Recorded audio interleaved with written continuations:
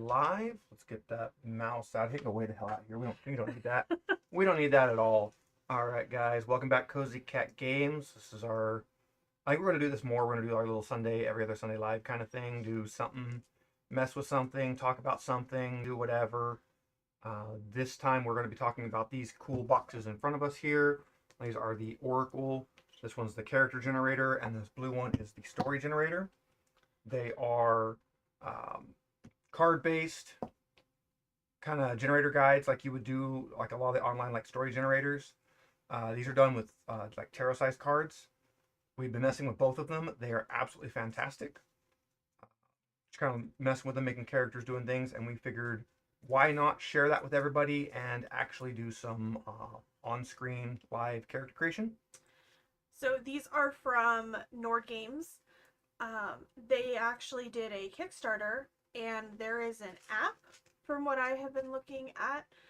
I'm not gonna lie, our game store had these for a really long time.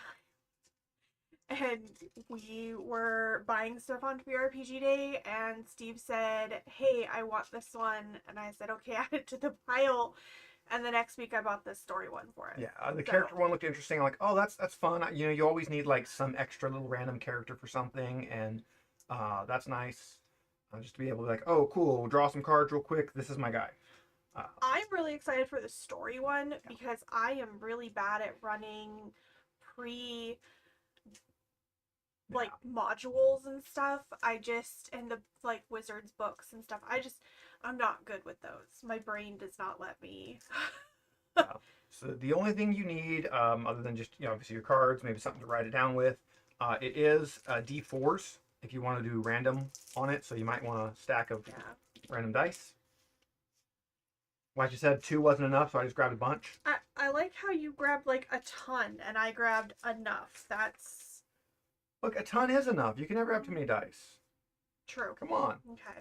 And we don't have a cat. We don't have a cat. They're all running away. There's no cats. They've been in mood all week. You talk. I want okay. cats. Thankfully, we are not in an area where we get fireworks. Fireworks are illegal where we're at, so we don't have to worry about that with them. But this little monster.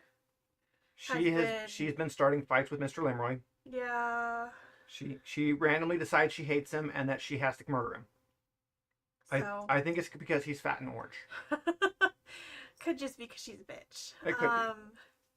So yeah, she's been having some issues, but it's okay. She is old now. She's 9. Would you stop blocking the camera with your butt? At least use the cute end. At least use the cute end, okay? But the cute end is the sharp end. It is the sharp end. I feel a sharp teeth too. Oh, yeah. So I'm excited for this. I think as soon as we get one of these down, we're going to get a cat on the table laying on him, but probably. I kind of want to start with this one. Yeah, we can start with the stories. That makes sense to figure out. Quit blocking the camera. Look. Do like Mr. Leroy and sit right here. I guess we wanted a cat. And like I said, I cannot tell you how long our game store had these for, and no claws in the top. I think people just don't know what they are and know what to do with them. So yeah, the story one. Let me open the box too so I can compare here. Their instructions are quite a bit different between these, even though they do the exact same thing.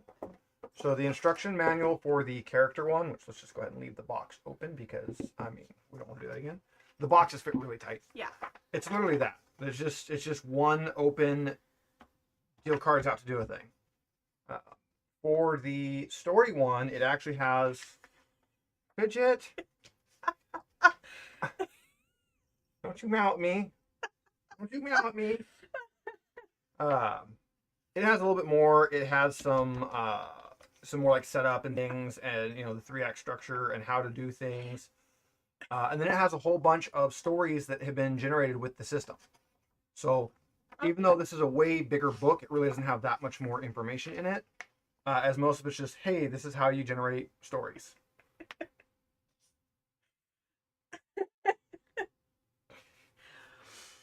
So just some different things about using like adventure hooks and stuff. So each one of these comes with 5 decks of cards. Get out here.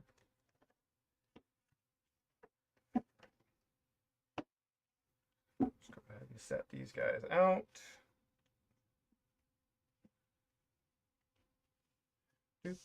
Set some cards out. We're gonna put this right. Fidget, wait, Fidget, get your ass out of the... All right.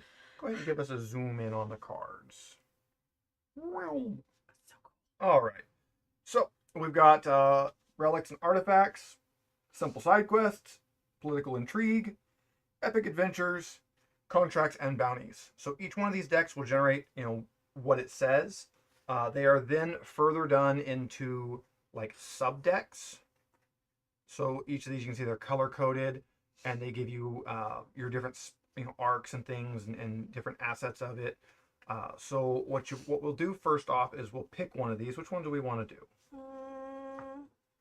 Let's just do Simple Side Quests? Yeah, let's just do Simple Side Quests. Okay, so let's set the rest of these aside. All right, so we're going to divide this up.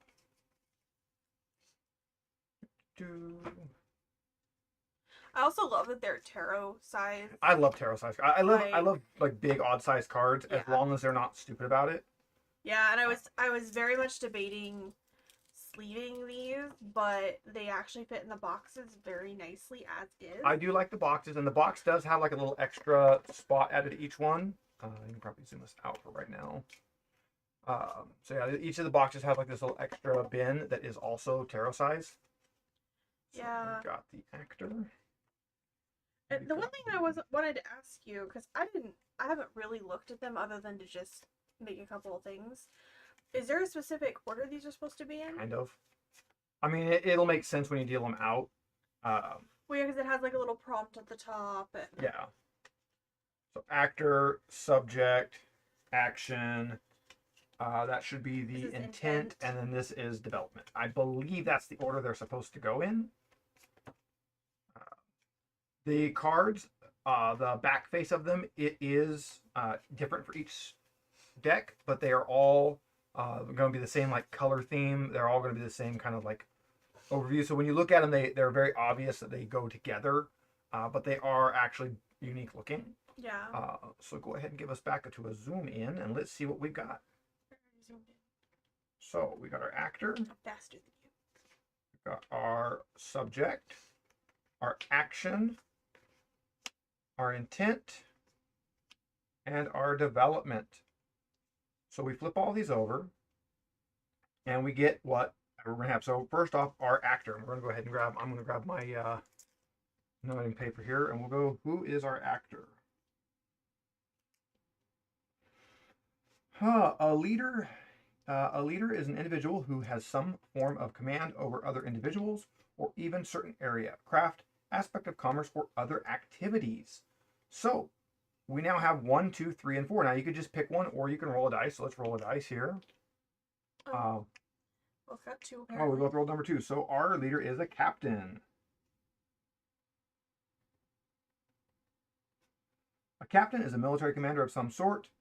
They could direct a large army, legion, or maybe a small mercenary company. So now we know who it is, and then we're going to get our location. A haunted location. Crypts, burrows, bogs, swamps, graveyards, and ghost towns. These are typical haunted locations, but almost any place that has seen humanoid activity can be plagued by spirits of the dead. So we're going to go a haunted location. Wifey got, Wraith. I got Poltergeist. Let's see. So mine, Poltergeist. Enraged and insane, poltergeists are unable to communicate a situation so tormented that they resort to destruction. And I got Wraith, which I can't see, so I'm just gonna reach across him. Wraiths are evil spirits formed of negative energy. They seek to spread evil far and wide and are long past the point of redemption. Nice. All right. Now, our next one is needs to clear. So needs to clear.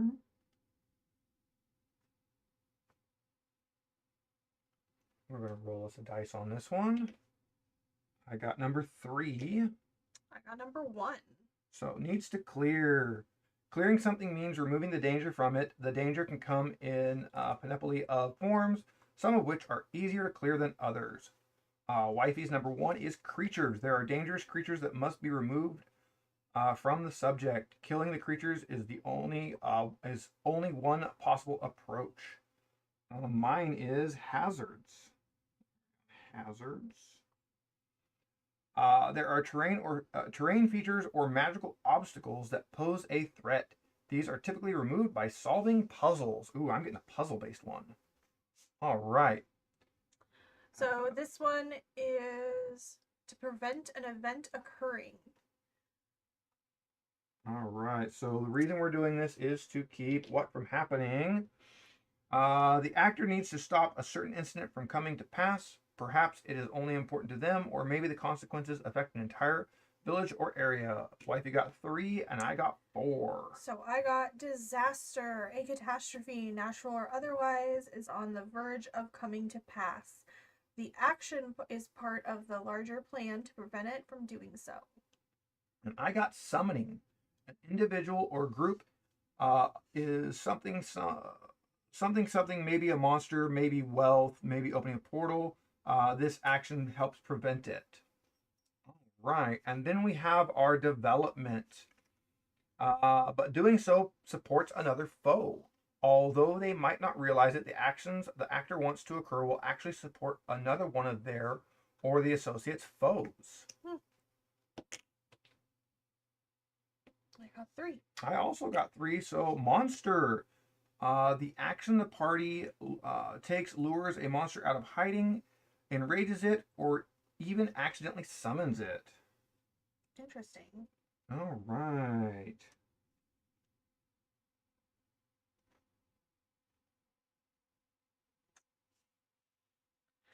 And see, I think I could actually run something out of this. Oh yeah, that's got enough for me to run off of. Yeah. That's already enough to run off of.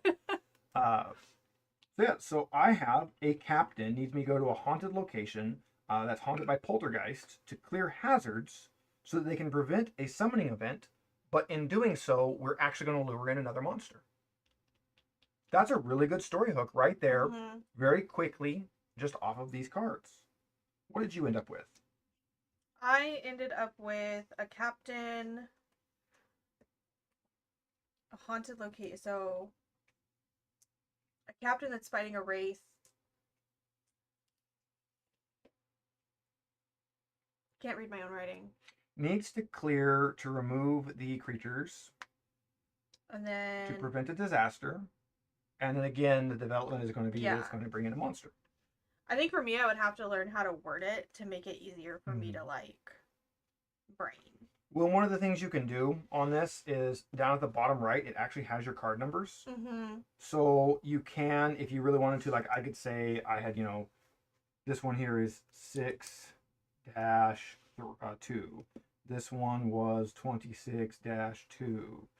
This one here is 14-3. This one here is 47 dash. I had 4. And then the last one is 60, and I had 3. So now I have written on my, next to my little notes of what I put, I've got, card and which number of the card I took. Mm-hmm. So I could very quickly figure that out. And if you really, really wanted to, if you knew how many cards there were in each set, you could pre-roll this without even bringing the cards out and then find your cards and see what you had. That'd be weird. That'd be weird. Well, if you did computer, like any sort of computer programming, you could actually put that in pretty quick. But yeah, I think for me, it would just be like, once I kind of learn the flow of them, translating that. Yeah. Yeah, so let's do another one of these real quick, and then we'll go on to a different deck, just to see what like this exact same thing does if we do it different. All right, so let's go through and let's just do the tops of the cards real quick. So a scholar, buried in books and dedicated to their studies. Scholars are those who have committed their lives to learning, normally specializing in a specific field of expertise. Our subject is a goblin camp. Goblins' diminutive stature helps them sneak up behind foes or escape down cavern tunnels. They have numerous allies they associate with, and tactics that make individual bands distinct. Well, we need to seize control of, so we need to take control of a certain area, which they can do so by any means necessary: force, magic, charms, bribery, whatever works. There is some pressure that makes this harder. We need to do this to stay safe. The actor needs to protect themselves or perhaps someone or something they love from certain individual or groups.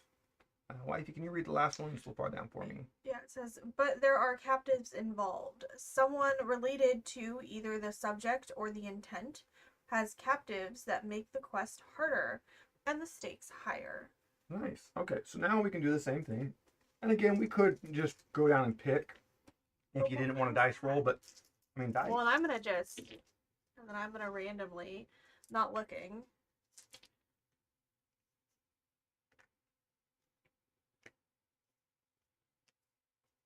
All right.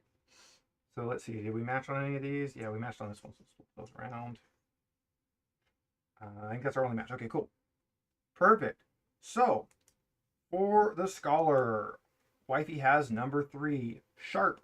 This quick-witted individual might not have many practical skills, but they can think themselves out of most situations.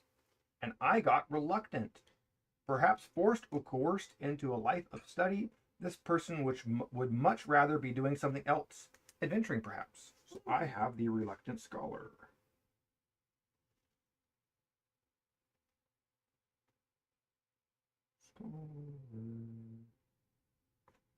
All right. And then Goblin Camp, I have number 1. Ooh, Bugbear allies. Long arm brutes and masters of the sneak attack, bugbears are distinct cousins of goblins and join their ranks for a cut of the gold. Looks like I got number 3, which is wild magic. One of the goblins in the camp has discovered magic and can't use it well. Perhaps it is innate, learned, or due to a magic item. Nice. All right.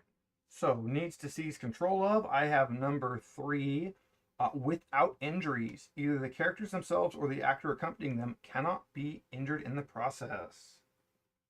And I got without discovery. The mission is top secret. They need to seize control without being spotted or uncovered by the foes within. All right, and the intent is to stay safe. I have number 1, criminals. So we need to protect themselves, certain individuals, groups. So we need to protect from criminals ranging from the lone murderer to a sprawling criminal syndicate working from numerous headquarters. The actor invoked their ire in some way. And for me, I got monster for number 2. Some monsters, but intelligent creature seeks to kill, consume, destroy, displace, terrorize, or other negatively affect the actor.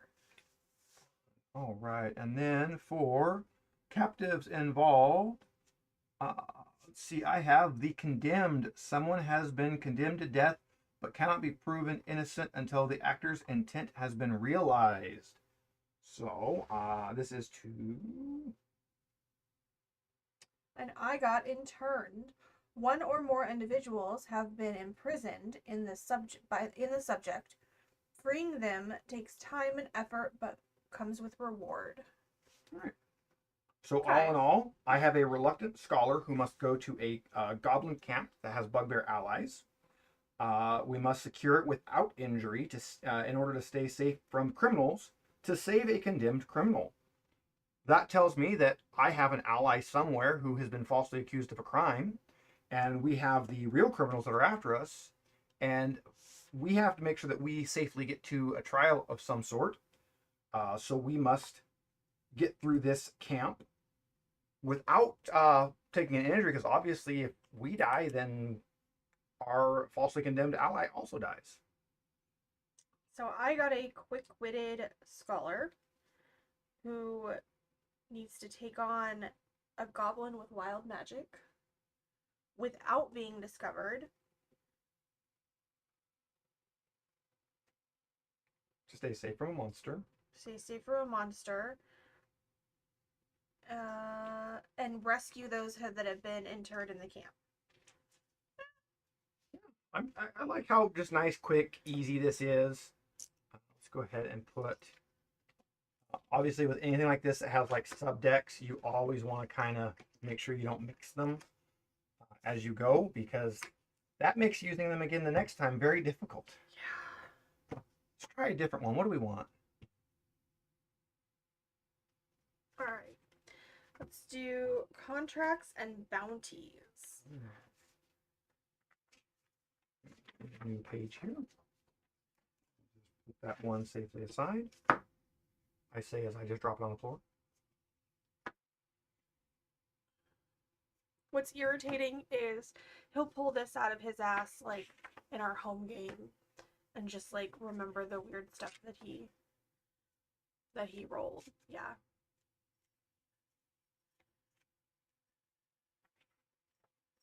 I'm pretty good at remembering weird random things. All right.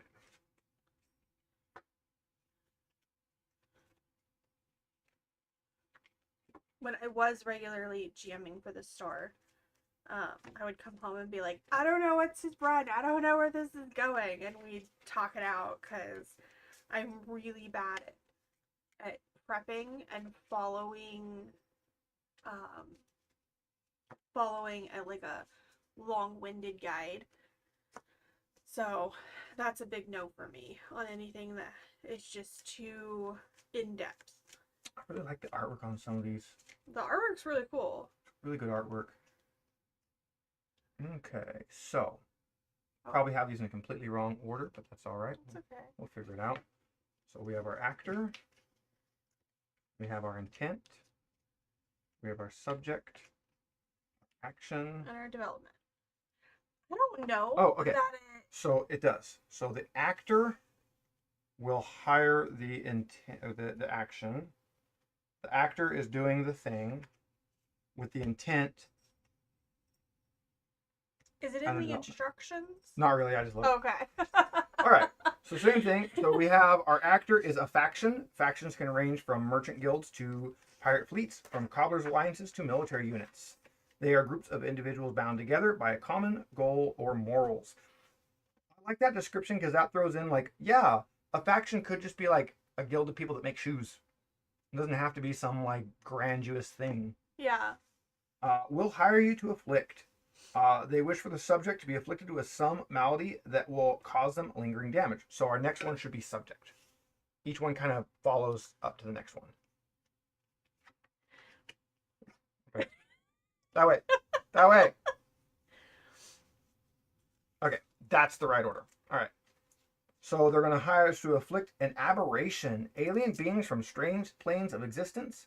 Aberrations often have innate magical abilities drawn from the alien minds rather than the mystical forces of the world. We're doing this to control nature.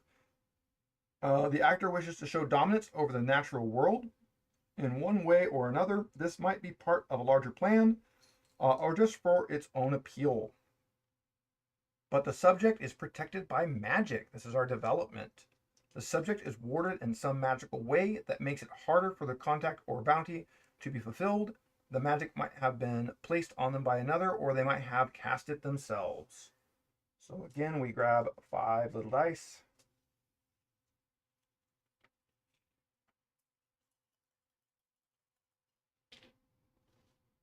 And we divvy them out. All right. 5 little dice.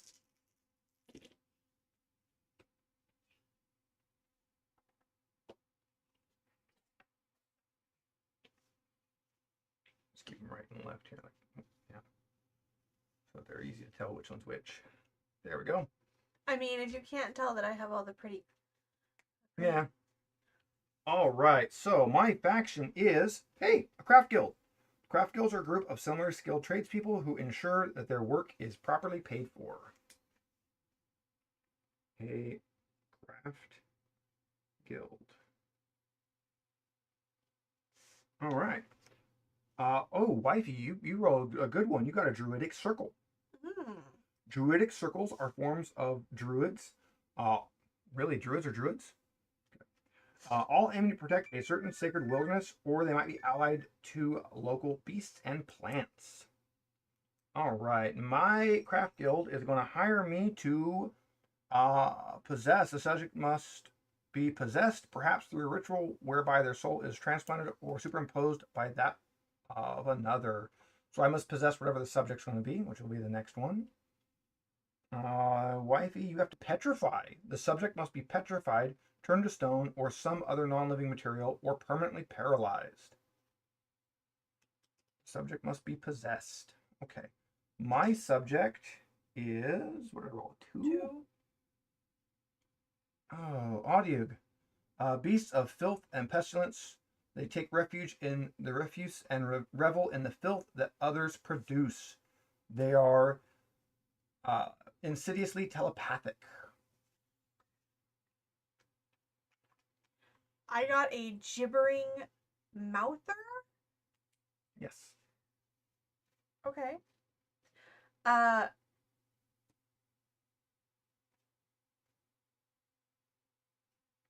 Okay. Hideous mess of mouths and flesh, gibbering mouthers are all consuming and wrap reality around themselves. I don't like that. All right, and we're doing this to control nature. Mine is terrain. The actor wants to control the terrain, maybe a small area such as their own section of the river or farmland, or have an entire region under their control. And mine is weather. So the actor wants to control the weather. Maybe they hope to become elementally infused or want to use it to defend their own realm. Yes. All right, but the subject is protected by magic. Mine, ooh, illusionary disguise. The subject is protected by an illusion of sorts that makes that masks their true appearance. You actually got a 3. Oh, did I get a 3? You got teleportation. Oh yeah. Oh no, I got 3. Okay, you got 2. I got teleportation. The subject has the ability to teleport from place to place, allowing them to instantly escape as soon as they sense danger. But it can teleport. All right. So that makes a fun little story. Yeah. I like that a little better. Yeah, a craft guild needs me to possess an Audiog to control terrain, but it can teleport. Druidic circle needs me to petrify a gibbering mouther to control nature or control weather. But it has an illusionary disguise. It has an illusionary disguise. I feel like I have cat hair in my mouth. There's cat hair everywhere. if you've seen, I mean, we're zoomed in on the table. Everybody can probably see all the bajillion cat hairs. All right, this one's fun. I like this one. This one's really nice. Okay, so we've done simple side quests and contracts and bounties. Okay, so let's just go. We're gonna leave epic adventure for last, I think. Okay. Let's do relics and artifacts. Also, just so you guys know, I totally jacked these after I bought him. She bought me present dice and stole them. I did. He wasn't using them. You can't really use stone or glass dice with anything other than stone or glass dice. So.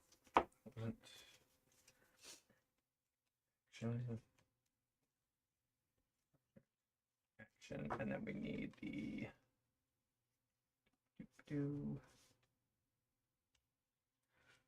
little behind the scenes. I made sure that they weren't super visible, but there's itty bitty little tape marks on our table that tell me where I can put things. I also have my phone up on the side of us, getting to control the Zoom. I don't know why he gave me control of the Zooms, but he did. I just figured you would want to control something. It's because it's linking into Stream Deck, and my phone is already linked into my Stream Deck on the other PC. All right. Ooh, this is gonna be interesting. You know what? All blue dice except for one red one. Why not? Why not? Red, blue, blue, blue, other blue. Yeah.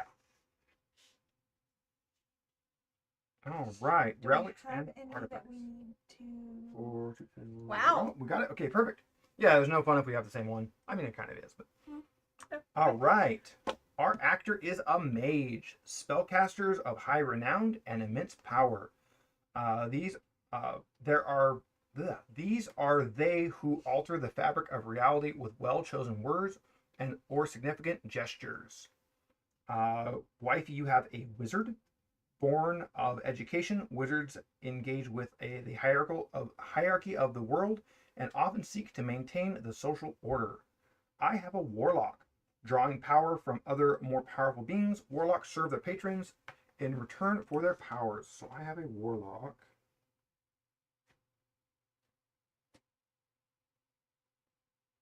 Okay. Will discover. The actor intends on searching out and eventually locating a specific item. They like to know of its whereabouts. They likely know of its whereabouts already. Wifey, you have a dungeon. The item is hidden in a dungeon filled with dastardly monsters and guardians. Okay. Mine is in a vault. The item is hidden in a secret treasure vault, which is protected by traps and magical wards. What are we actually after here? We seek enchanted armor.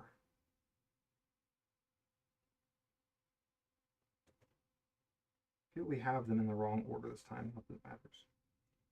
I am after a light armor. The armor is light and probably made of leather, hide, or padded cloth. The enchantment might toughen the armor or bless its wearer. I am after heavy armor. The armor is heavy, made of metal, and covers the entire body. The enchantment might make it lighter or more stealthy. Right. I wonder what that would be. Let's see. For personal reasons, some personal emotional reason is driving the actor to do what they intend. These feelings might stem from old conflicts, the result of recently inflicted turmoil. You seek yours for enjoyment. The actor is something that the actor enjoys doing for the enjoyment of it alone. For them, it is a recreational activity. So you're after armor for the sake of it going after armor. Okay. I like that. Yeah. Ooh, my warlock is motivated by anger. The actor is acting out of rage rather than a reason. Their thoughts are clouded with red mist. That kind of sounds right. So for the development, but they are compelled by the item. The actor manages to use the subject in the way they desired, but immediately afterwards they fall under the sway of its influence. A cursed item. I got number 3, mind control. The item uses mind control on the actor after it has been used. This might be temporary or permanent, and the actor may or may not realize. You got number 1. Blackmail. The item blackmails the user, threatening to out them for its use unless they fulfill a certain request, such as being passed on to someone or returned. Okay, so I have a warlock who gains power from magical light armor that they must now recover because it's in a vault, and the armor will blackmail them if they don't recover it. And they are doing this strictly out of anger. Okay. That is fantastic.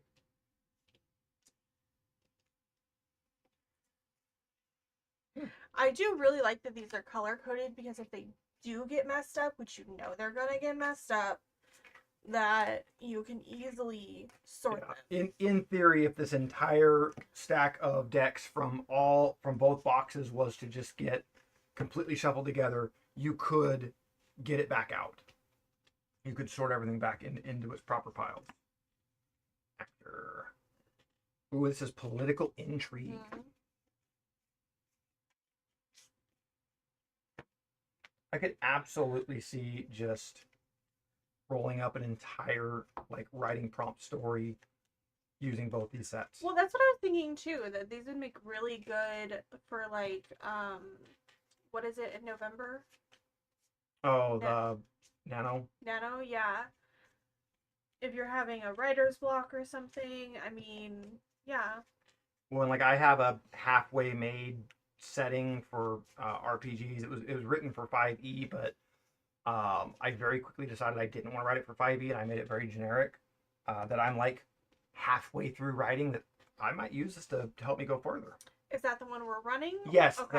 that is the lifted tail. I didn't know if it was that, or I remember a while ago you were wanting to do a crucible or like a Colosseum. I had a Colosseum one.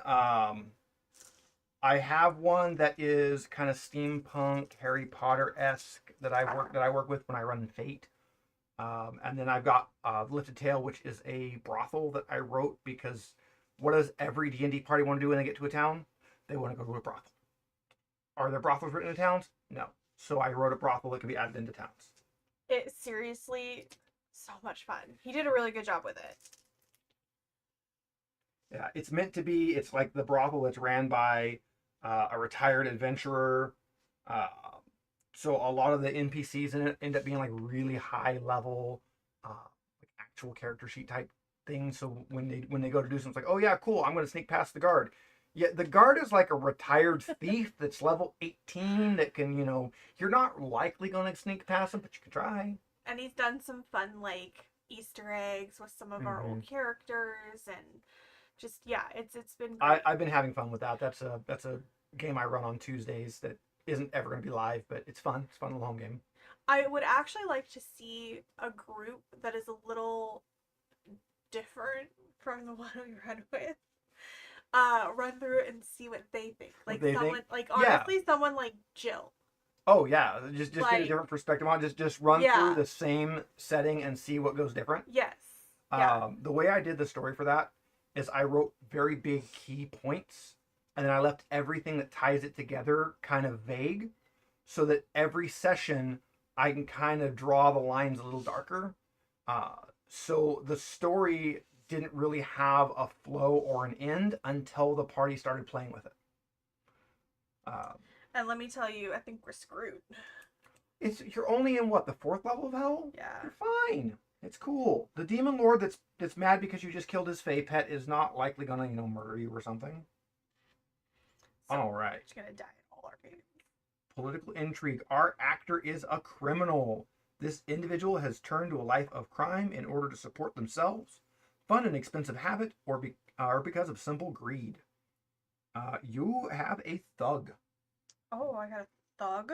Thugs use their brute strength to ambush and mug the careless for gold and tradable items, or are paid to enforce protection rackets and the like. I got an assassin, which is fun because you get it right ass twice. Are you 12? Yes. All men are 12. This is true. Yeah. Murderers for hire. Assassins accept enormous payments to take out their targets either by their own methods or under the direction of their client. Let's see. The actor ridicules the subject. Our actor will mock. Okay. So we will mock. The actor ridicules the subject in some way that ruins their public image and serves to lower their social status in some fashion. Yours is libel. The actor or their allies publishes and distributes written material defaming the subject, their allies, or their... You are a very interesting thug. Okay. I don't... Okay.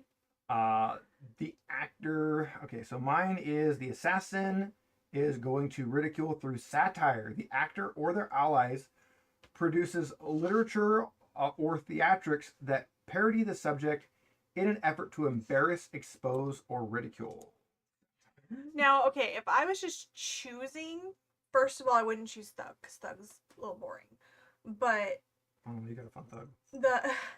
The options are slander, libel, satire, or degrade. And I would think a thug would degrade. But... That's the fun. Degrade or slander. Or slander. Yeah. They might not be smart enough to slander. Who are we doing? We're doing this to an ally. The individual is close to the actor and does whatever they can to assist them when they are called upon. Ooh, so we're actually betraying someone a little bit here. Oh, yours is family. The person is a relation of the actor or the party. Their familial ties could be strong and immediate, such as sibling or parent, or further distanced. Mine is supernatural. This supernatural entity from another plane has allied with the actor or the party due to shared goals or values. All right. And intent to put someone in power. The actor is using their action to create an opening within some system that affords a lot of power to its holder. The system could be economic, governmental, faith-based, or otherwise. You got family. The actor wants one of family members to take the open position. I got themselves. The actor intends to take the position for themselves. Okay. But they're betrayed by their ally. We're betrayed by our ally that we're betraying, guys. How dare he betray us for his betrayal? You're betrayed by your family. Member of the actor's family goes against them. Perhaps they are appalled by the action or it negatively affects them. I am betrayed by my followers. I think I'm just like the mob. So here's what I got from you. You are some like very intelligent but very large individual who maybe doesn't have a very like dominant personality. Okay. The big quiet kind of background thug. And you are trying to gain power from you. So you work for like a family member. Yeah. And you are now trying to take that position from them. Yeah. So you're going, you know what? Just because I'm the big guy and I'm not very loud doesn't mean you get to boss me around. I'm going to take power. And you're going to put yourself in that power position. But you have a family member that sees you doing this and would rather take that for themselves. And I would assume that you're the big, strong but quiet guy. This would be like the weasel. This would be the little like weak-minded, stab you in the back. They're going to try to weasel in as you're going to take power. Yeah. I've got an assassin that is mocking a supernatural ally to put family in power and is betrayed by my followers. I think this guy is an actual like actor. This guy is some sort of a theater person who uses that travel, that worldly kind of moving around in order to be an assassin, in order to get places and kind of have a story for why they're there. They have some sort of a supernatural ally that helps them with that.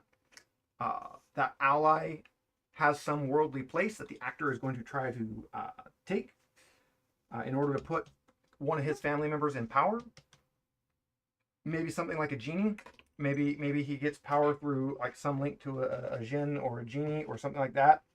I don't know if you guys briefly saw Fuzzy. And he has he's going to try to get that person in power, but one of his followers kind of catches, maybe like the favorite fan or something, kind of gets word of this and decides that they're going to weasel in on it. They're going to push in. Buzz. Fun little stories. Sorry, I'm distracted by Fuzzy up on the table. I don't know if you Pause. can see her. You can't see her. Fuzzy, we can't see you. My arms are too short. No loaf. So. Oh, come here, you evil little void. No bounce. No bounce. Give me the palms. Oh my god. So Fuzzy does the turn off her bones to keep you from picking her up.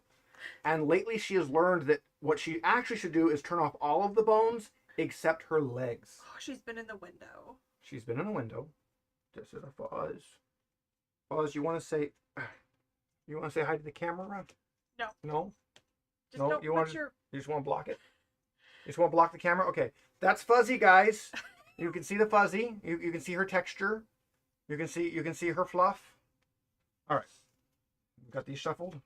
Kind of. I mean, you've been half shuffling and half not shuffling, so I didn't since really... we've never looked through any of these, yeah. I mean, honestly, we could just not shuffle and it wouldn't really matter because I don't think we know what they are. Yeah. Nudie, get your butt... Well, at least her tail curls under, and she does put it up, so it's not like hurt or anything, but we called her a little squirrel tail.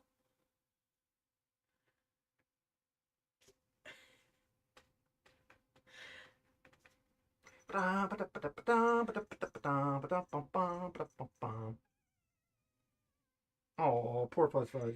I touched a belly. All right, let's deal some cards out. Let's see what we got for our epic adventures. This one has dragons on it. Ooh. All right, the actor, an undead. The living dead are fearsome foe. The intelligent ones are possessed of effective immortality, allowing them to become masters of their chosen form of destruction. Who do I have? I have Skull Lord. Bones bound by necrotic magic, the Skull Lord commands legions of undead on haunted battlefields in mimicry of the military conquests of their lives. So I have a Skull Lord.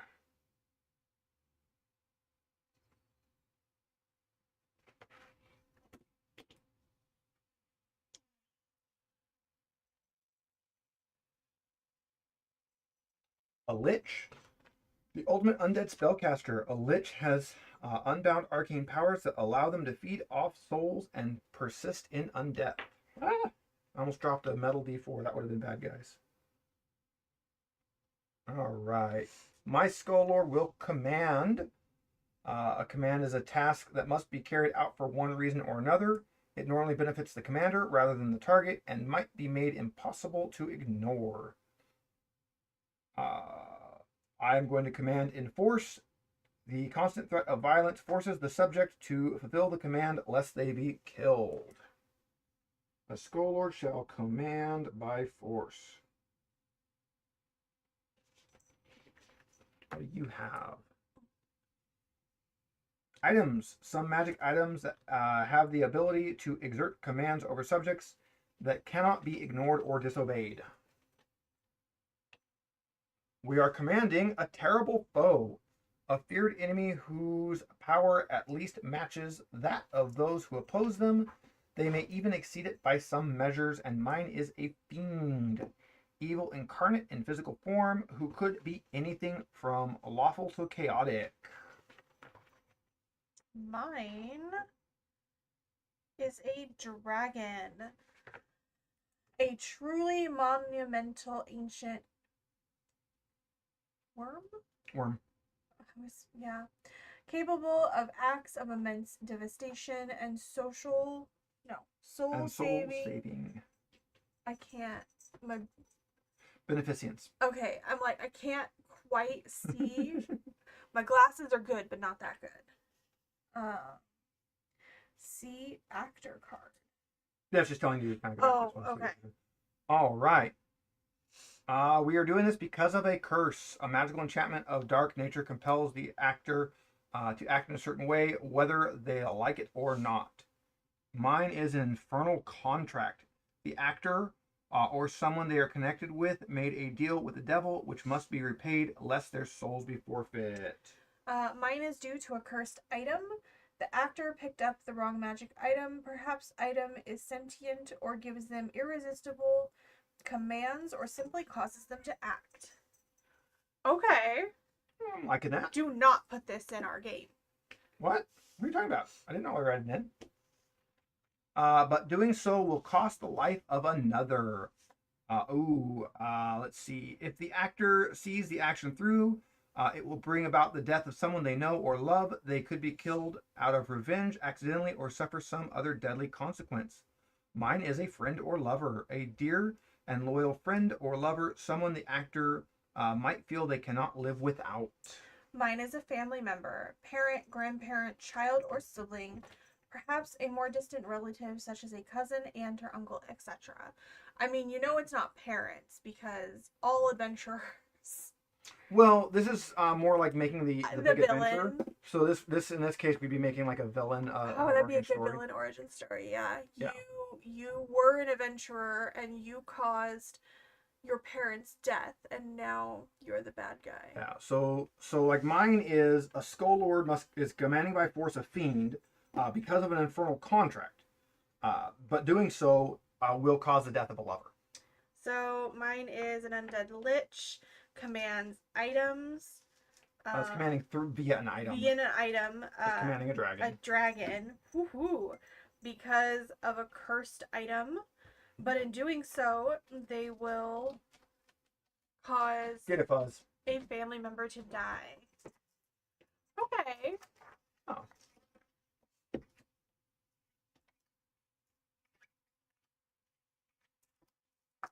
All right. Are we ready to move to characters?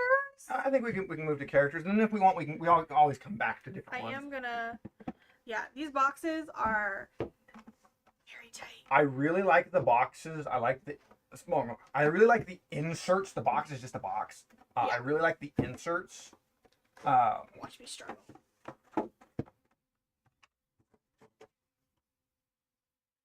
But like I said, it's nice that it gives like a little extra spot where you can put some things. Like you can put some dice, or you can put like a little notepad or something. Yeah. I would say in this, I would keep like a pencil, a little notepad, and a couple dice. Or like 3x5 cards. Or 3x5 cards, yeah.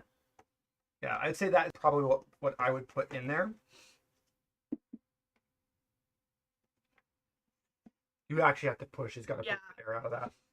All right. Yeah, that is the story generator. I like that. This is the same concept, but instead of the story, we're going to generate individual characters. So we have nobles and clergy, merchants and artisans, townsfolk and travelers, heroes and champions, villains and scoundrels. Let's do our heroes last. Okay. Let's do our heroes and villains last. Those are our good ones, right? Yeah. So let's just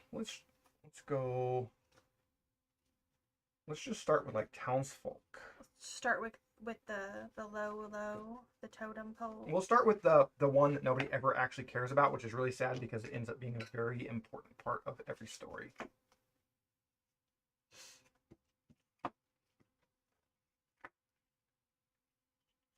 All right, so we need role. So the role is going to be what they are. We need their motivation. Oh yes, their personality. Yes, let's do personality then motivation. Their intrigue and their flaw.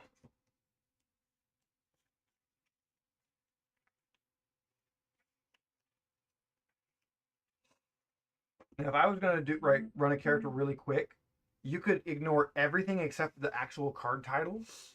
Yeah. And so, like in this case, I would have Vagabond, Playful, Freedom, Possessed, Unlucky. So I can already see that we have a playful vagabond who's motivated by freedom. They're possessed, and they are very unlucky. That's enough to get a character going. So let's roll some dice. Let's roll some medals. Let's get me a new page. As I carefully put the other one on the floor.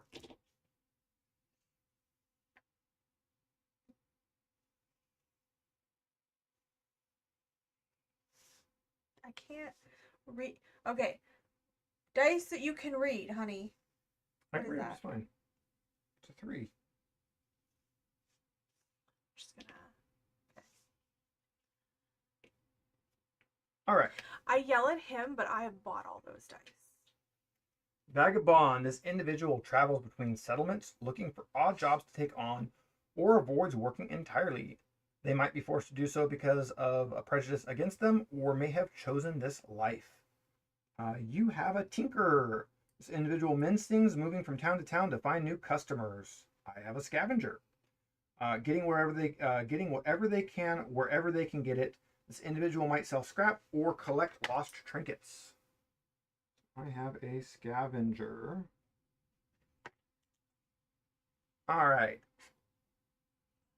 Playful, feeling lighthearted and amused. This individual has a happy-go-lucky attitude.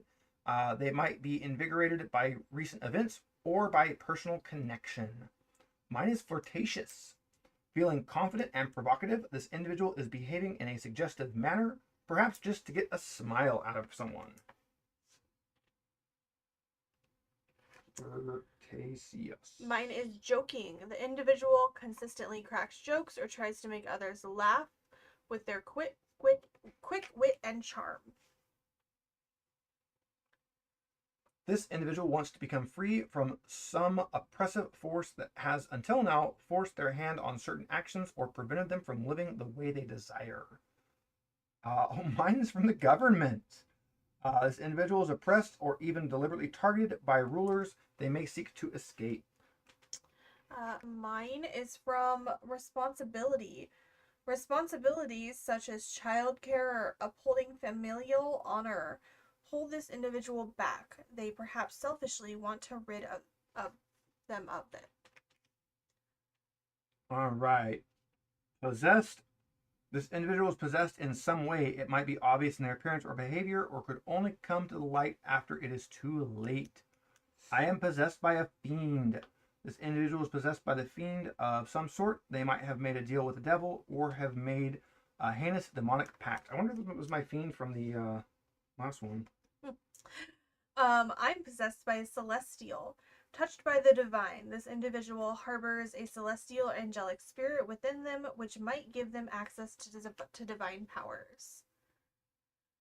All right. We are unlucky. We are plagued by bad luck in a specific area of their life. Maybe it is a cruel twist of fate, or perhaps they have been cursed or hexed by some malevolent. Yeah, well, I mean, we're possessed. Of course, we're cursed. I'm have bad luck in wealth. I'm unable to get a financial break. I'm starting to gather debts due to poor investments. And a hole in my pocket. Yep, that sounds right for someone possessed by a fiend. And I am unlucky in cards and games. This individual always loses in games of chance. Safe bets fail when they take them, and their own playing skill is undermined. Interesting. Oh, I like that. Yeah. Quick and easy. Let's go through all these real fast.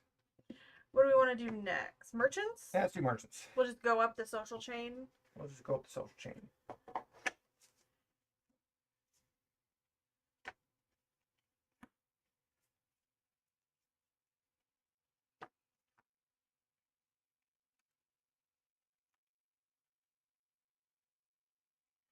There's actually quite a few cards in each of the little subdecks, especially when you count in that, each one has 4 options. Mm-hmm. What are there? 12? 12 cards. So that's, what, 48 options? Yeah. I bet they did that on purpose. Like, I bet the amount of... Yeah, probably. All right, so what do we got? We have our role. We have our motivation, our personality, our intrigue, and our flaw.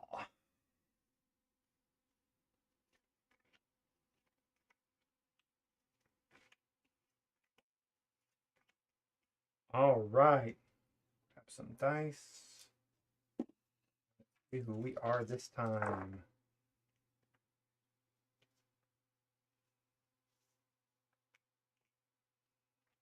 It's 22114.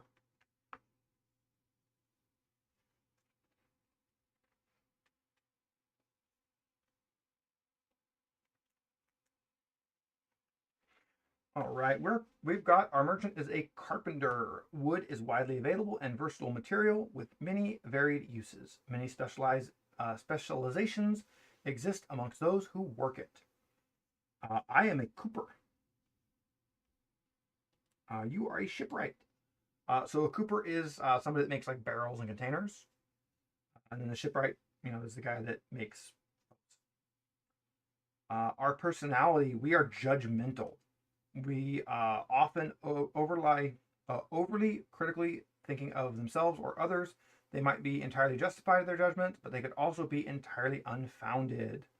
I am biased. Harboring some bias, the individual thinks and responds a certain way to specific circumstances. They might shirk traditions, for example. So I'm a biased cooper. I am disparaging. This individual calls it as they see it. If they think something or even someone is worthless, they will not hesitate to call it out. We are primarily motivated by wealth. We do what we can to fill our coffers with shining gold, perhaps to spend or save. I am selling in bulk. The individual's tactic is to sell enormous quantities of items. Perhaps they make dozens of small trinkets or components. So I'm a guy that makes a bunch of barrels. Yeah. I sell quality. Caring deeply about the quality of their work, this individual sells few items for higher price. Oh, so we're the exact opposite. Yeah. All right, affinity. We have a natural affinity with certain group that is obvious as soon as you meet them. It could be charming or slightly unnerving, and mine is animals. This individual seems to get along with all animals.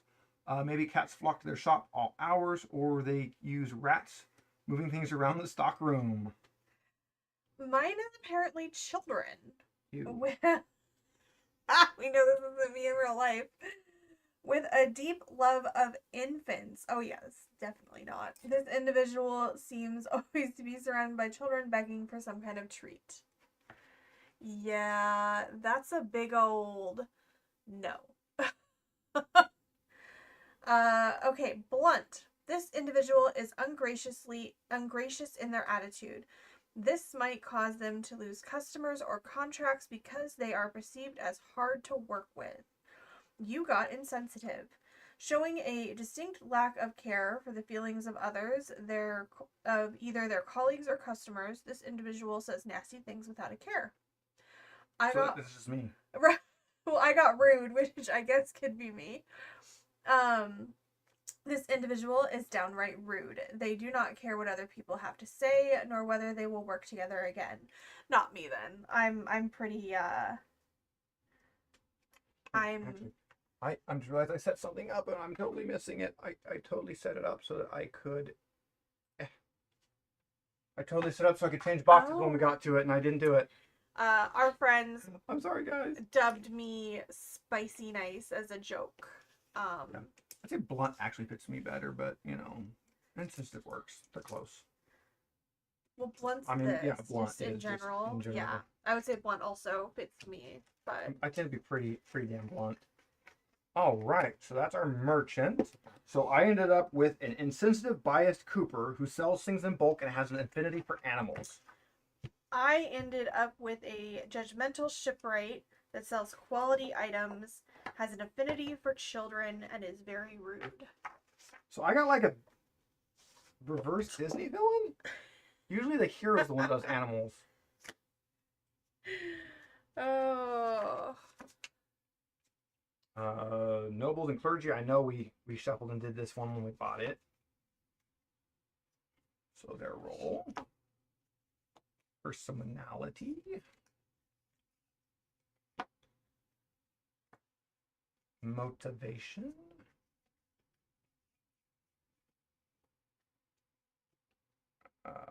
Intrigue.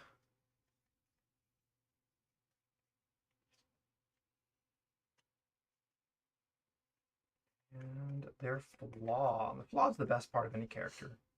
A good flaw can make or break your character. It can.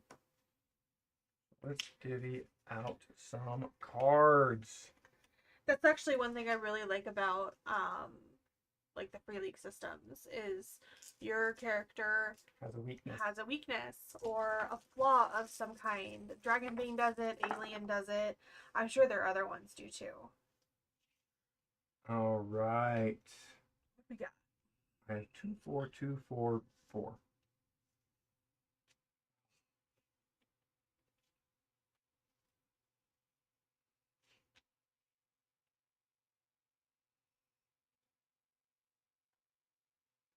We play Slide the Pyramids. All right. We have our noble is a scholar. Pursuing a passion to the point of near obsession, this individual has become an expert on a particular topic over years or decades of reading and research. I am a historian. I'm not just a student of history, but an expert on it. While well versed in historical events, they also specialize in a particular region, people, event, or era. You are an alchemist. Part magician, part chemist, and part natural philosopher.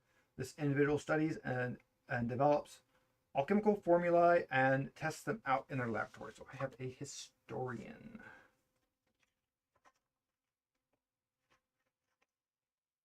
They are confident. Their belief in themselves is obvious to anyone who meets this individual, giving them a noticeable aura of confidence, earned or otherwise, when dealing with others.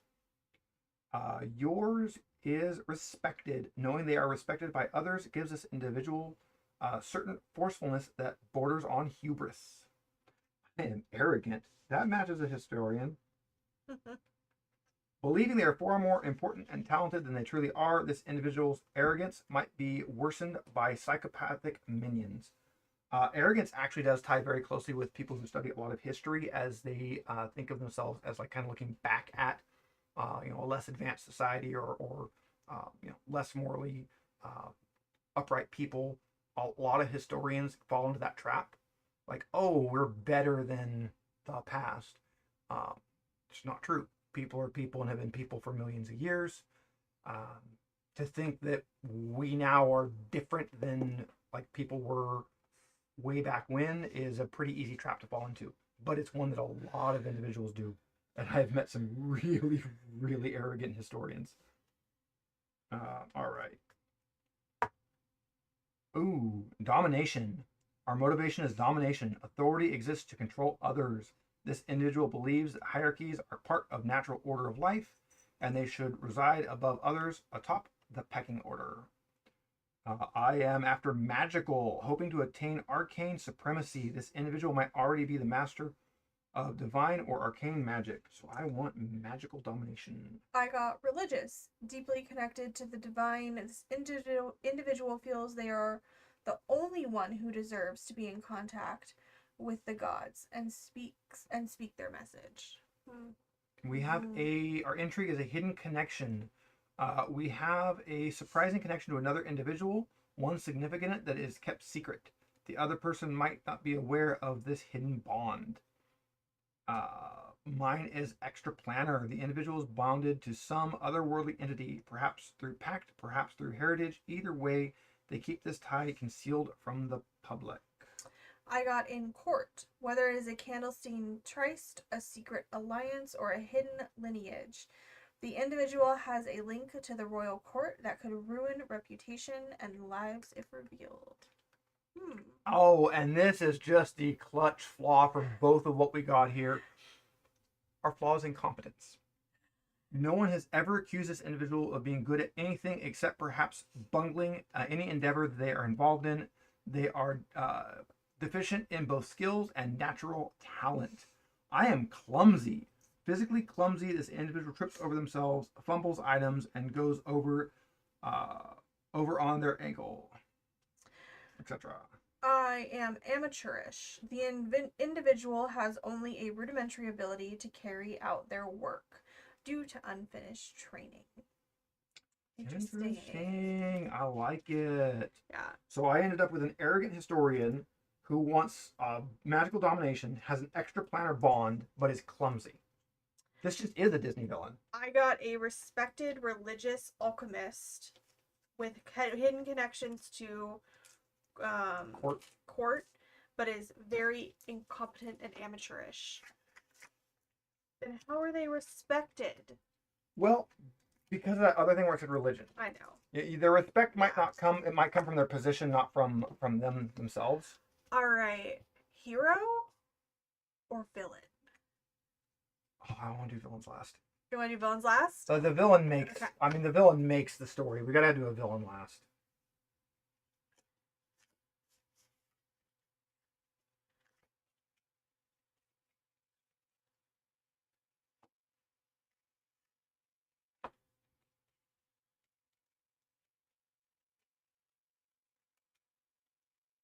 For something where you really aren't going to focus on like the art is so good.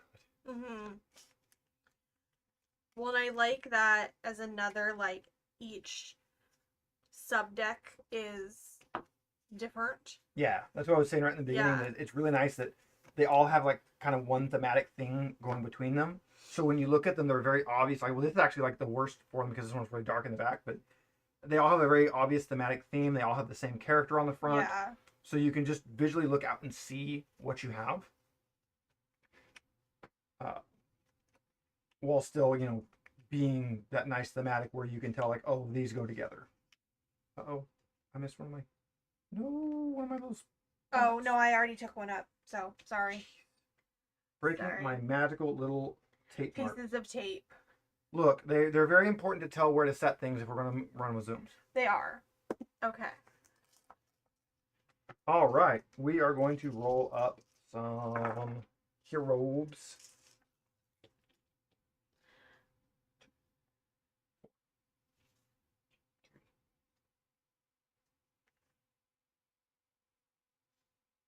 Oh wow, the 2 is really hard to see. Oh no, that's the 1. Okay, so that's a 1. Okay.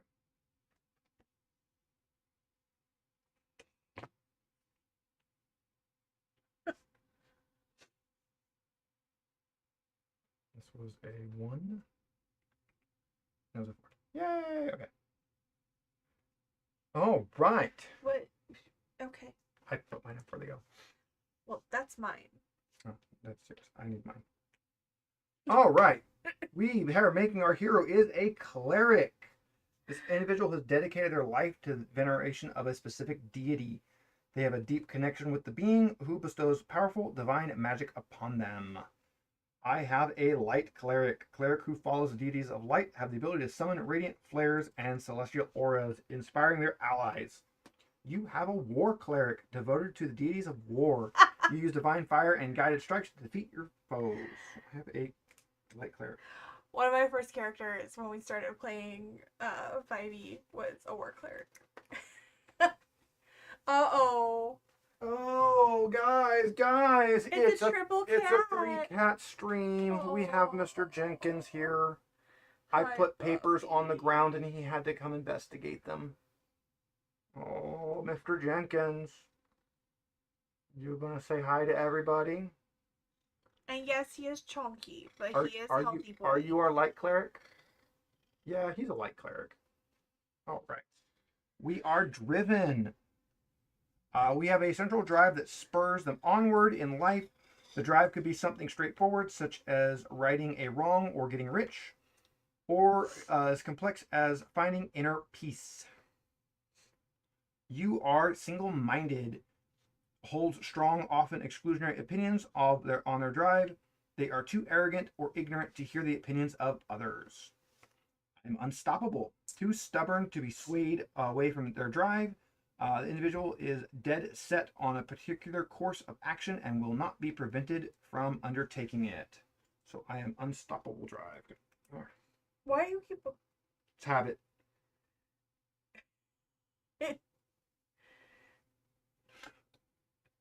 I'm a truck driver. I work in gravel pits and things, so I always have to have a pin on me. But they get dirt and dust and everything, so it's so important that I keep them closed at work. Because 5 minutes out, the pin is useless. And I guess I work in an office, so I just leave Yeah, mine on the desk open. Yeah, like mine used to always stay in my shirt pocket, and I was like, okay, don't touch my pin. And now I keep it in my clipboard, and it's like, okay, cool, it's safer now. It's safer, and they still get mangled. We actually just bought him new pins, and I totally jacked. Oh, the S gels. I'm using one of those at work right now, and it writes darker than I like, but it's a good pin. I like it. All right, what do we got? Our intrigue is rivalry. We have a rival, secret or otherwise, who they always seem to butt heads with. The rivalry might be focused on achievements, differing opinions, or etc. Mine is antagonist. The individual is involved in a rivalry with one of the antagonists who provokes the character. So rivalry with antagonist. Mine is an ally. One of the character's allies is this individual's rival, which makes working with them harder than it needs to be. And love. Love motivates this individual. They are searching for or trying to protect a specific kind of deep love that they fantasize about in moments of peace. Steve got personal. This individual is motivated by personal love. It might be romantic connection with another or a close friendship. Oh, we messed up. I'm just gonna... I got community. Bound to their community with ancestral generational ties, this individual feels a strong, protective, or reliant love for their community.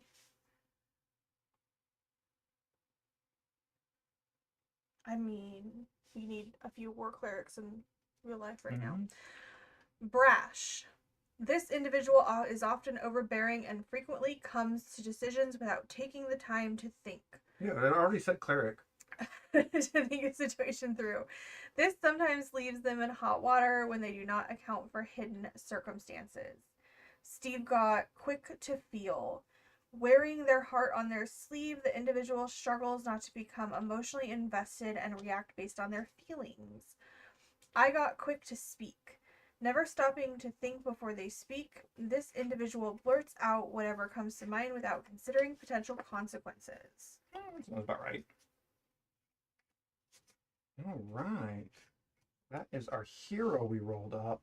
Now the best part. Let's roll up a villain. Okay. We're just gonna... The whole page, villain.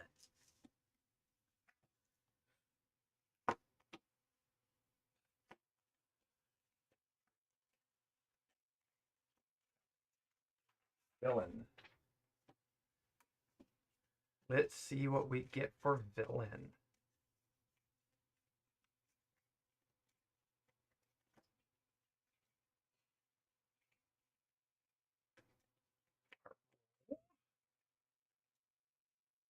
This is the flaw. This goes at the very end. You go over there, and we need our personality, and our intrigue, and our motivation. Let's do motivation and intrigue.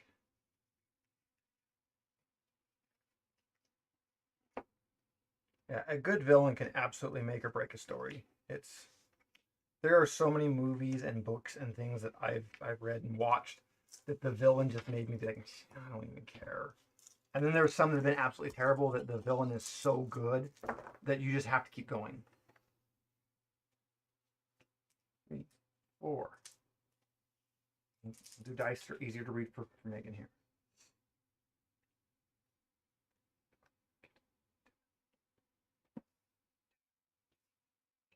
Okay. Our villain is a pirate. This individual sails on high seas, committing acts of treachery, treason, swindling money, stealing treasure, and taking captives. I am doing the first mate. All right. This individual is responsible for advising a captain of a pirate ship or perhaps a commodore. They are smart and tough. You have a quartermaster working to keep the vessel in ship shape. This individual oversees repairs, stock armories, and the like. Their personality is ponderous, somewhat slow or dull in their mannerisms and actions. They might struggle to articulate their ideas in ways that make sense to others. I am careful. Always making sure to think about the multitude of possibility outcomes. This individual is slow because they take great care in their thought and deeds. Megan, you got tedious. This individual takes a long time to achieve anything or articulate their ideas. That is truly tedious to be around them. Our motivation is divinity. Oh, cool. I am motivated to resurrect a god. The deity to which the individual has dedicated their life has been destroyed, and they want the god resurrected for better or worse. I got the other side of that coin. Kill a god. This individual wishes to slaughter a god, eradicating them from existence and weakening their followers. Body modifications. This individual has modified their body in some noticeable way. It might have been a personal choice or part of a cultural or religious rite. Steve got tattoos. Covered in ink, the individual has tattoos in unusual places, such as face or perhaps magical tattoos that move. That's just awesome. Mm-hmm. I got piercings. This individual has more piercings than the average individual and might have unusually large or placed piercings. Law. Callous. Individual is insensitive and cruel. Yeah, we're pirates. They do not care if others suffer because of their actions and might even be merciless in their tactics. I am closed off, become emotionally unavailable, and is entirely distant. They cannot be reached and thus ruthless. I got cruel. Deliberately inflicting pain and suffering, this individual is cruel and makes no apologies for it. All right, so I have the emotionally closed off, careful-minded first mate of a pirate ship. Motivated by resurrecting a dead god who is covered in magical tattoos. I have a cruel, tedious quartermaster with large amounts of piercings who wants to kill a god. I mean, yeah, that sounds about right. Yeah. So these are super. There's a couple other. I can't remember exactly. I did go on their website and kind of check them out. There are a couple other decks like this. They also do the treasure trove decks, which I love. Yeah. We got those for Free RPG Day a couple of years ago, and they're amazing. I'm trying to think. I think they had one that was monsters, and I think there was a setting one, but I could be wrong. Having gone through, and now we've done all the decks and everything. Yeah. These are fantastic. These are amazing. I'm going to use the crap out of these. There's oftentimes when you're working on a story, working on writing, like, I need a character that fills this role, and it's an important role to fill, but like it's going to be a one-off character, like they're going to do one thing, and you really don't want to put a lot of work into it, and you're kind of stuck. And character real quick, flip a plot point real quick, randomly generate them. I think these are going to be very useful. Very glad we picked these up. I'll definitely be doing a lot more with these. Again, I think it's, interesting because these have been at our game store for probably over a year. Yeah. Maybe 2. They might have gotten them during COVID. And according to the owner, who is our friend, they have not moved. And I really do think it's because people don't understand what they are. Yeah. Because you can use this for 5e, you can use this for any system, any just generic story writing. Yeah. Anything. If you're just wanting to sit down and write a story, you can use this to make characters and plot points very quickly. Yeah. And nothing says you have to follow these exactly as written. This is just something to kind of get the creative juices flowing. Maybe I roll up my pirate like that and I like it, but it's still a little bit wrong for my story, for what I'm working on. So I change it real quick. Yeah. Or add another flaw. Yeah. One of the things I think might be interesting is once I know the decks better, especially with like the character ones, would be to like grab the flaws from the wrong deck. So roll up a character, but roll up a noble, but grab the villain flaws. Yeah. Or roll up a villain, but grab the hero flaws. Okay. Maybe grab from this or that, or some different, just to kind of to mix them up. Yeah. They advertise 1 billion combinations for any fantasy role playing game. Yeah, that's how math works.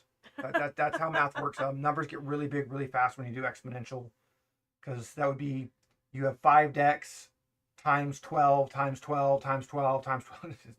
It gets big fast. And the fact that you can mix and match if you so choose to, or you can double like flaws or motivation or whatever interests you. Yeah, that's something I do like when we make Dragonbane characters and you start like rolling your appearance. I would say just roll your appearance until you get one that you don't like. So just keep adding in. So you keep going, okay, I rolled this appearance. Instead of just rolling one, roll another one. I think we were all actually really bummed that you can't continue to roll on Alchemy. Alchemy only allows you to do one, and that was, I really wish it would have let us keep rolling. I mean, nothing says you guys couldn't just roll physical dice and add to it. Yeah, but it was just one of those like, oh, it only lets us do one, because when we did our one shot, we literally had like 10. So, but yeah, no, I definitely could see using this, almost to build like a whole, because like I was running short 4-session like chunk. For what you were doing, you could have generated that entire campaign off of these. Yeah, which would have been every event, every character, everything you could have done off of these, which I might do. I might sit down and make like a whole thing here. Yeah. That's definitely something I could do. I hope everyone enjoyed watching us roll up a bunch of random things. Yeah, it was really fun. Definitely, we're going to look to doing more things like this where we just sit down and play with something that isn't necessarily like a game. Yeah. Probably, every other Sunday, every whenever, we'll try to throw something That's not just sit down and play a game. Um, we're looking to do more shorts, more videos, get some more content out. Our actual play is doing good. Yeah, I'm enjoying we're it. having fun. They are. I actually have to read up and pick a. Um, I'm actually going to pick 3 quests for them, and I'm going to toss it to the players in the private chat. They will get to kind of all sort of decide uh, what they are wanting to do, and that's how the remainder of the Dragon Bane is going to be. There will always be, like 3 quests that they can do, and they'll be getting to pick between them uh, to kind of go forward. That way, I don't have to, there's 11 quests. I don't have to have every single one prepped right now. Yeah, That would that's be a lot. that would be a lot. I would absolutely go crazy. I mean, you say that, but we had Essentials Kit memorized, so. Right, but that only had 3 quests open at a time, and I ran it so many times that I'd memorized them all. True. I also memorized them all. So, I mean, I could probably run Essentials Kit without any of the content in front of me. I can, except I turned the cow into a pig. Yes, you did turn the cow into a pig the one time, so the guy ended up selling pig butter, but that's fine. Pig butter is a thing, right? No. But moving on from pig butter. Yeah, I kind of, the next time we run something, instead of just playing a bard like I normally do, because I'm playing in 2 games right now and I'm playing a bard in both. Maybe I'll roll the little different character. Yeah, you almost always play like a cat bard. Yeah. Except for the game where you play a bear bard. And the one where you play a fox bard. No, I was a fox wizard. Oh, yes, you were a wizard in that one. That's right. We finished Tumblewood a couple months ago, and I was a fox wizard. And then I'm trying to think. I mean, Ava was a druid. She's a druid. She's an elf. She was a bear. She was an elf. She was a bear more than she was an elf. She was, yeah. So, yeah. So I hope you guys enjoyed that. I think coming up, we just have our live play on Wednesday. Just our live play on Wednesday. And then we'll be releasing 1 of 2 games on Sunday. It will either be Timeline or 7 Wonders Duel. We still have to edit, which we probably should have done yesterday instead of playing video games all day. I mean, or we could do after this, but I'm going to play video games. I'm also going to play video games. This was a 3-day weekend for us, and we basically didn't leave the house except early Friday morning. Which was miserable. It was really bad. We don't like people, and I don't like being out on the road with, like, people this time of year, so. But, yeah.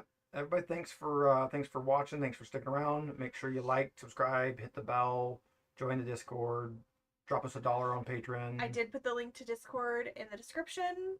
Nice. Since you didn't. It's not in the default. No. I've been adding it manually, and we just need to add it to the default. Yeah. But yeah, you can drop it in Patreon. We don't have a lot of rewards right now. It's pretty much just cat pictures, but I mean, it's there. But we'll be doing some more stuff with that, with the Patreon, with the Discord, as we go on. We're going to be doing, next video will be Wednesday, will be Dragonbane. It'll be episode 4.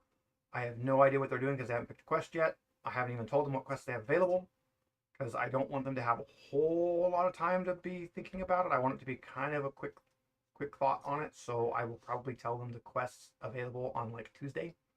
I will pick them before then, but it'll probably be like Tuesday. I'll be like, hey, figure this out. I could be mean and do it like Wednesday. But no. But I'm gonna do it Tuesday so that I have Wednesday to prep it. But so they'll be doing their quest, continuing on the Dragonbane story. I'm really happy with the choices the party has made so far. The composition. We didn't die. You didn't die. I kind of want to die so I can make a spellcaster so we have fire going forward. What are the odds you find something else that can only be killed by magic or fire? Right? I mean, well, and then next weekend we are going away for our anniversary. If you live in California, there is an Oddities and Curiosities Expo in San Jose, and I'm really excited to go, even though it just looks like fun. So if you're going to that, like, I like weird stuff. Yeah, just find us. We'll be wandering with some friends of ours. but we're staying the whole weekend and just kind of enjoying not being in Fresno. Yeah. So. Thanks everyone, and we'll catch you on the next one. Yeah. Bye everybody. Bye. I gotta reach for the mouse now. All right. Bam. Bam.